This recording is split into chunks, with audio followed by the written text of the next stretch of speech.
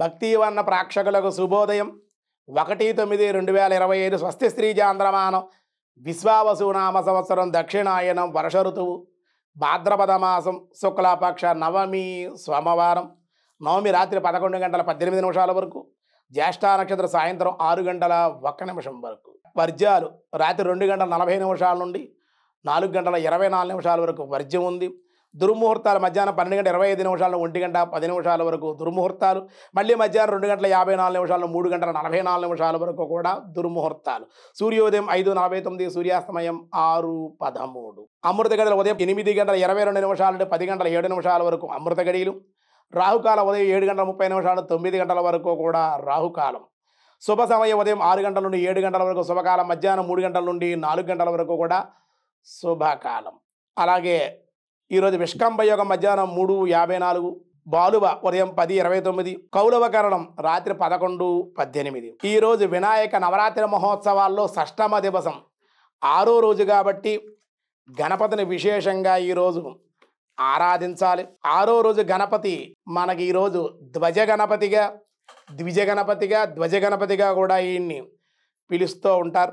కాబట్టి స్వామిని విశేషంగా ఆరాధన చేసుకోవాలి. వినాయకుడిని వపుషి మహతి రూపం పీఠమౌధసుదీపం తదుపరి రసకోణం యస్య సోర్ధం త్రికోణం గజమితదల పద్మం సంస్థితం చారు పద్మం గణపతి అభివందే కల్పవృక్షస్య వందే అని చక్కగా విశేషంగా గణపతిని స్తుతించారు. వ్యాసుడు ఈ గణేశాష్టకాన్ని రచించాడు. మనకి చక్కగా 6వ రోజు గణపతిని ఈ విధంగా మనం ఆరాధన చేసుకుంటే ద్విజ గణపతిగా యుద్ధానికి వెళ్ళేటప్పుడు అలాగే విజయాన్ని ఇచ్చేటువంటి వాడు అని కూడా మనకి చెప్పడం జరిగింది.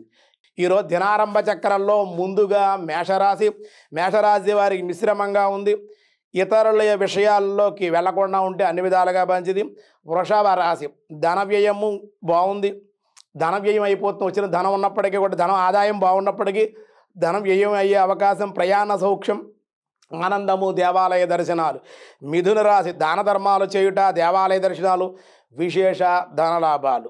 కర్కాటక రాశి వారికి ఆరోగ్యం బాగుంటుంది. ఆరోగ్య లాభం, ధన వృద్ధి, దైవభక్తి, ప్రయాణాలు వాయిదా పడే అవకాశం. సింహరాశి వారు స్వల్ప అనారోగ్య సమస్యలు, బంధుమిత్రుల యొక్క రాక ఆనందాన్ని కలిగించే అవకాశం. కన్యారాశి శారీరక శ్రమ అధికంగా ఉంటుంది, కోపం అధికంగా ఉంటుంది, ఖర్చులు మాటలు పడే అవకాశం, మాట పట్టింపులు ఉండే అవకాశాలు ఉన్నాయి. తులారాశి వారి కుటుంబంలో శుభకార్య లాభము, బంధుమిత్రుల యొక్క కలయిక ఆనందాన్ని ఇస్తుంది. వృశ్చిక రాశి వారికి ధనవృద్ధి, విశేషమైనటువంటి లాభాలు, స్వల్ప అనారోగ్య సమస్యలు ఉండే అవకాశం ఉంది.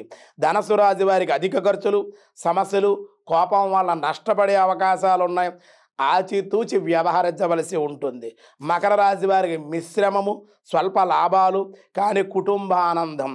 కుంభరాశి వారికి ఆరోగ్య సమస్యలు, ప్రయాణాలు ఉండే అవకాశాలు ఉన్నాయి. అధిక ఖర్చులు ఉంటాయి కానీ ధనము రాబడి ఏదో రకంగా ఉండే అవకాశాలు ఉన్నాయి. తదుపరి మీనరాశి వారి కుటుంబంలో ఆనందము, అధిక శ్రమ, అనారోగ్యం, దేవాలయ దర్శనాలు చేయడం వల్ల ప్రశాంతంగా ఉండే అవకాశాలు ఉన్నాయి. ఈరోజు విష్ణు సహస్రనామంలో ఏం చెప్పారో చూద్దాం. వ్యాసాయ విష్ణు రూపాయ వ్యాస రూపాయ విష్ణవే భగవాన్ భగహానంది వనమాలి అలాయుధ ఆదిత్యో జ్యోతిరాజిస్య సహిష్ఠుర్గదిసత్తమః అన్నారు. భగవాన్ ఓం భగవతే నమః అన్నారు. విష్ణు పురాణంలో కూడా ఈ విధంగానే వర్ణించారు. ఐశ్వర్యస్య సమగ్రస్య ధర్మ యశ శ్రియ జ్ఞాన వైరాగ్య యస్యే వృషాణం భగ ఇతీరిన అన్నారన్నమాట. ఐశ్వర్యస్య సమగ్రస్య ధర్మస్య యశస్య శ్రియ అన్నారన్నమాట. స్వామివారికి లక్షణాలు ఉంటాయిటండి. అవి ఏమిటంటే సమగ్రమైనటువంటి ఐశ్వర్యం, అంటే ఈ వేళ సంపద ఉండే రేపొద్దున లేకుండా ఉండే విశేషమైన సమగ్రమైన ఐశ్వర్యం. ధర్మస్య ఎప్పుడు ధర్మం తప్పేవాడుగా ధర్మంగా ఉండేవాడు. యశ కలిగినటువంటి వాడు, ప్రభావం కలిగినటువంటి వాడు, జ్ఞాన సంపన్నుడు, వైరాగ్య అను ఈ 6 లక్షణాలు పరమాత్మకు ఉంటాయి.